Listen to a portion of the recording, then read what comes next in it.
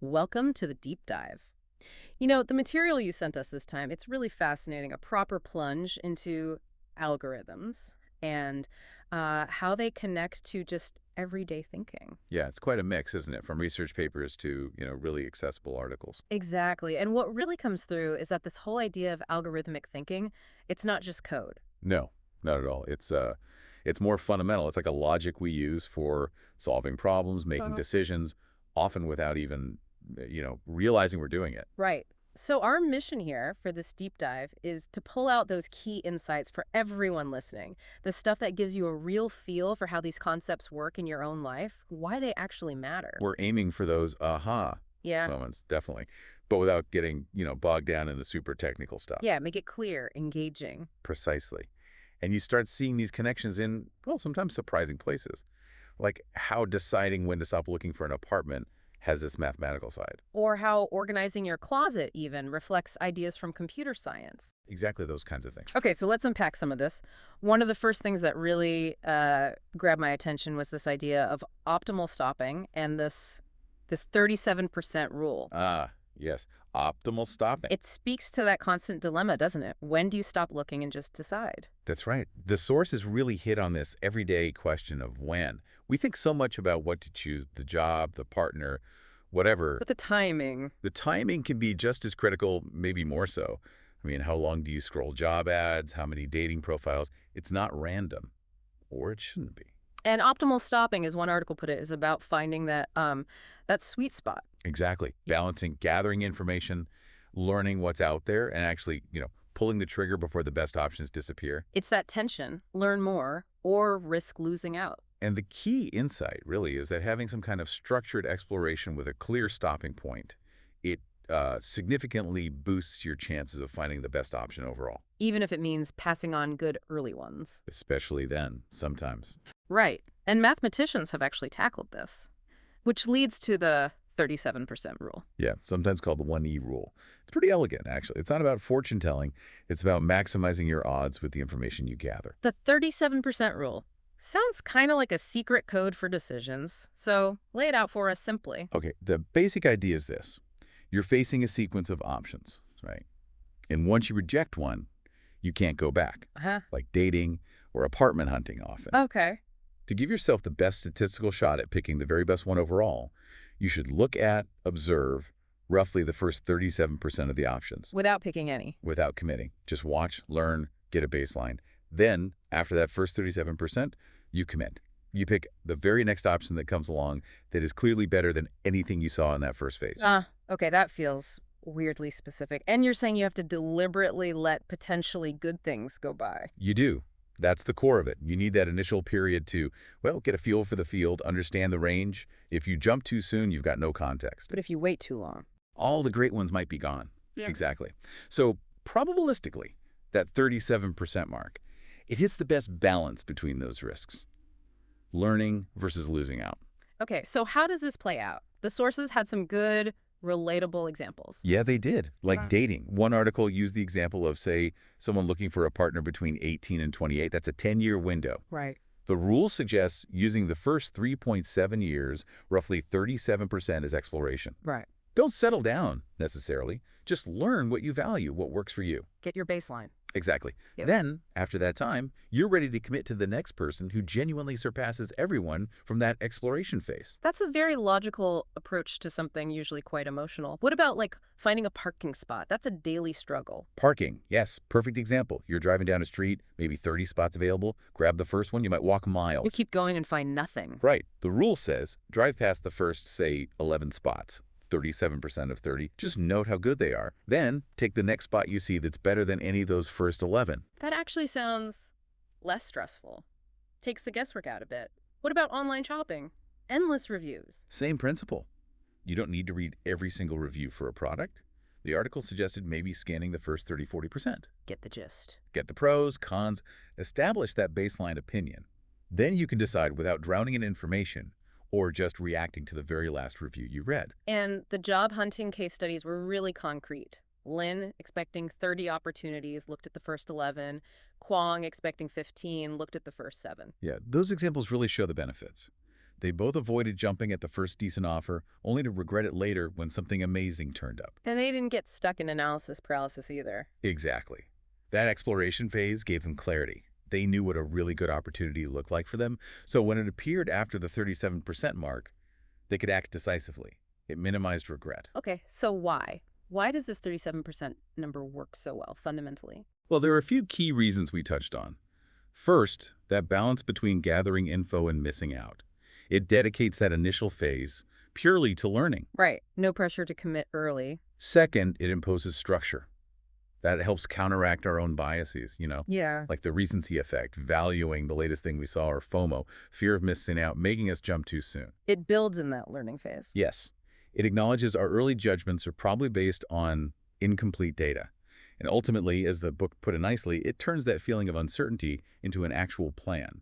It gives you a specific point where it becomes statistically smart to stop looking and start acting. It's really fascinating. A mathematical idea with such practical advice for life.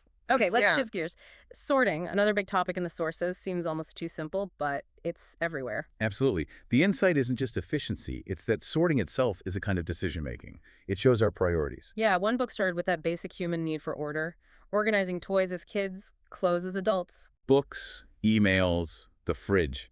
It's how we manage information overload, find meaning in the chaos. And in the digital world, forget about it. Search engines, databases, social feeds, they rely on sorting. Totally. Imagine Google without relevant sorting.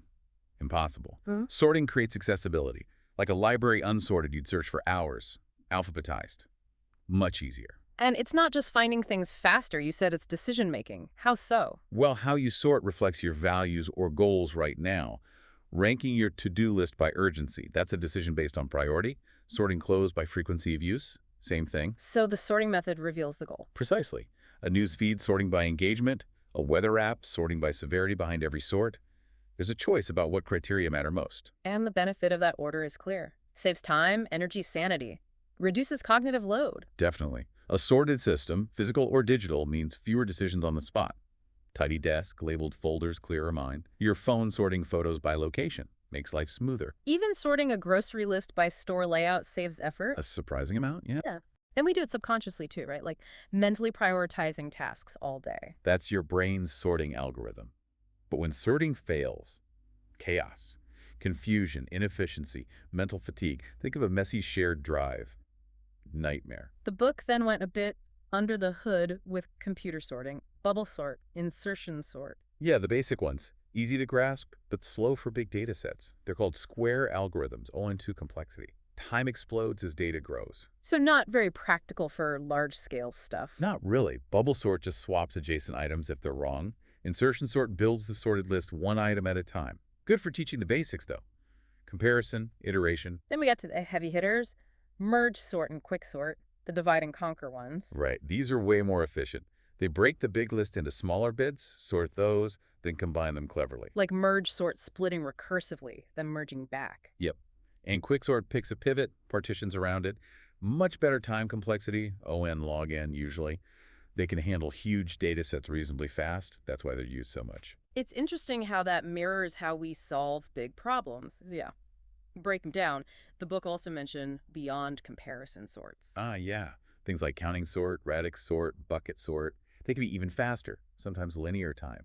But There's a catch. they often rely on specific properties of the data, like a known range of values or uniform distribution.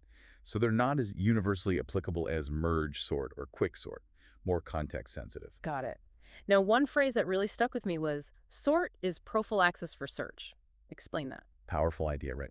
It means sorting upfront, even if it takes effort, is an investment in future efficiency.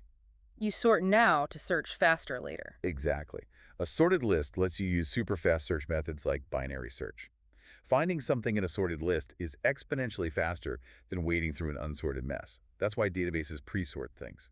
The upfront cost pays off massively later. Like an alphabetized bookshelf versus a random pile. Perfect analogy. And finally on sorting, gripping rates noise and robustness. What's that about? That's about real-world data being messy.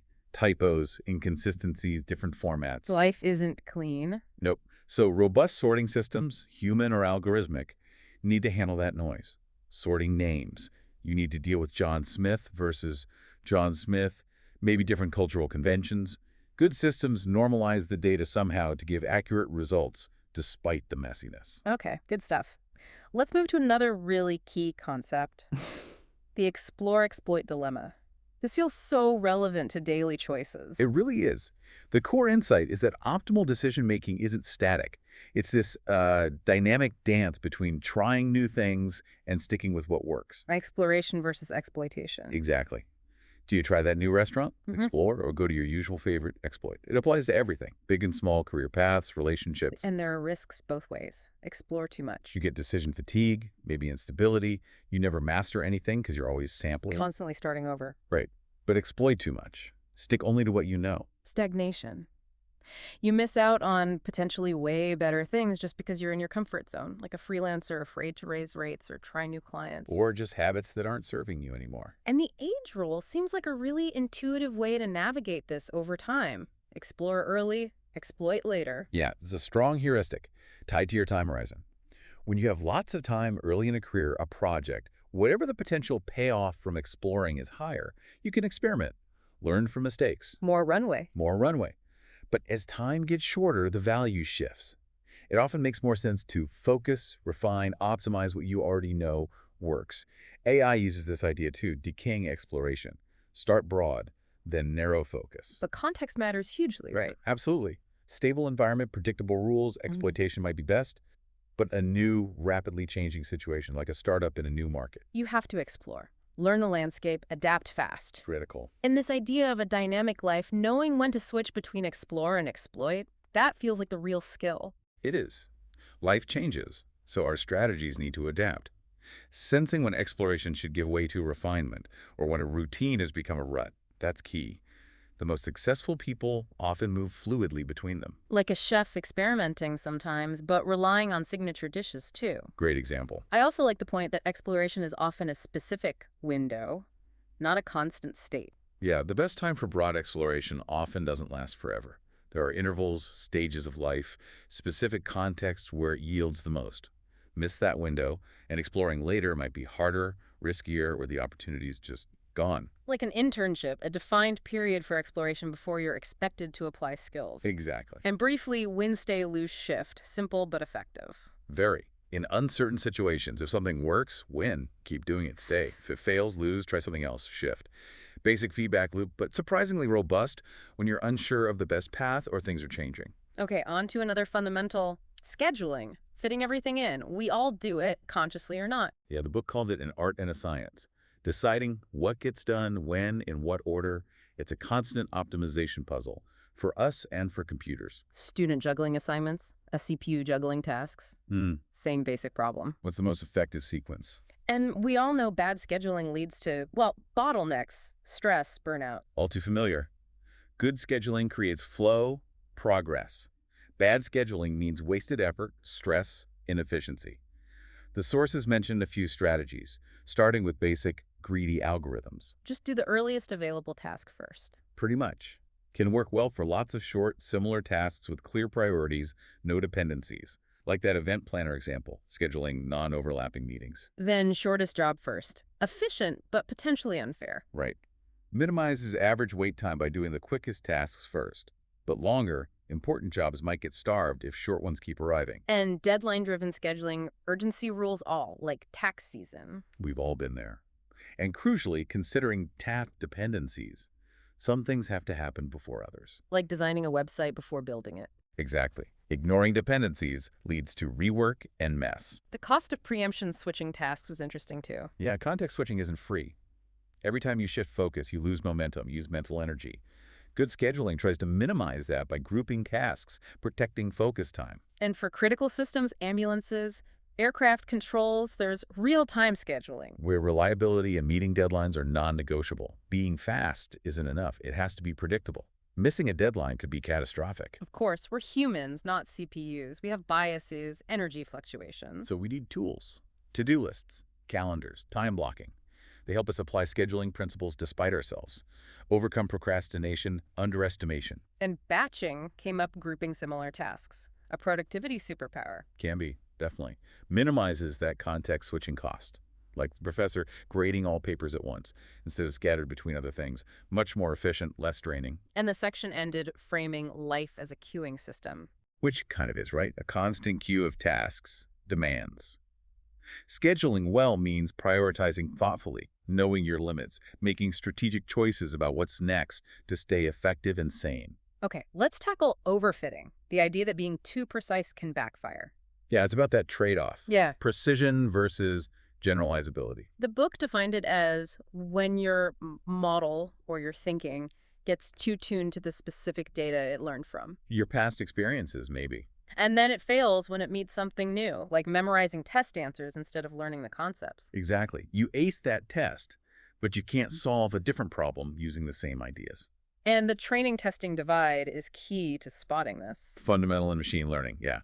You train your model on one chunk of data, then test it on a separate chunk it's never seen. And if it aces the training data but bombs the test data?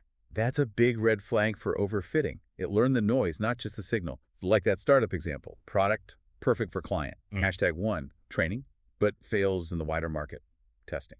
It overfit to the first client specifics. And the counterintuitive idea. Simpler models often work better. Occam's razor. Kinda, yeah. Simpler models often generalize better because they focus on the core structure, ignore the irrelevant noise specific to the training data. It connects to the bias variance trade-off. Explain that trade-off briefly. It's finding the sweet spot.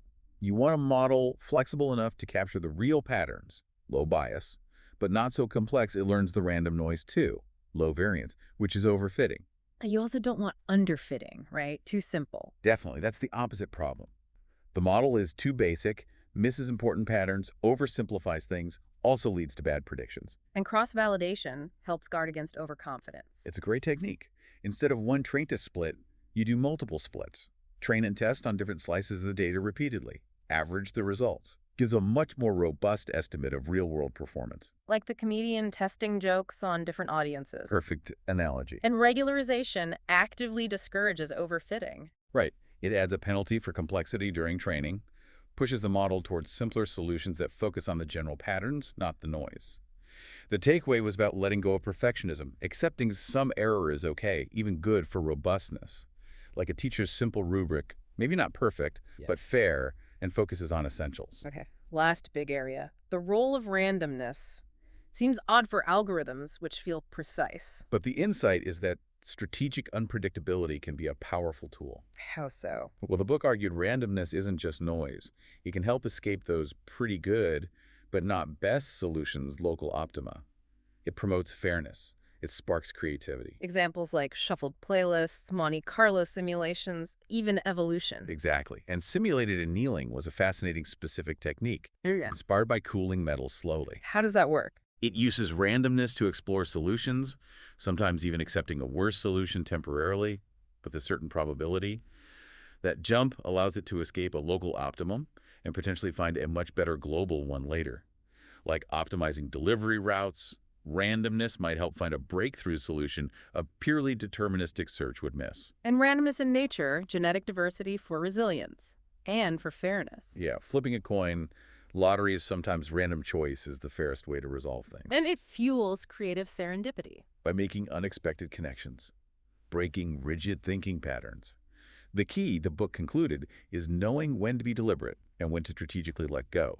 Use randomness to test, explore, reset, break deadlocks. But then refocus when patterns emerge, like brainstorming a company name mixed structure with random associations. Precisely that balance. Wow, okay, that was a really thorough exploration. We covered a lot. Optimal stopping with the 37% rule, sorting's deep importance, the explore-exploit dance, scheduling complexities, overfitting dangers, and the power of randomness.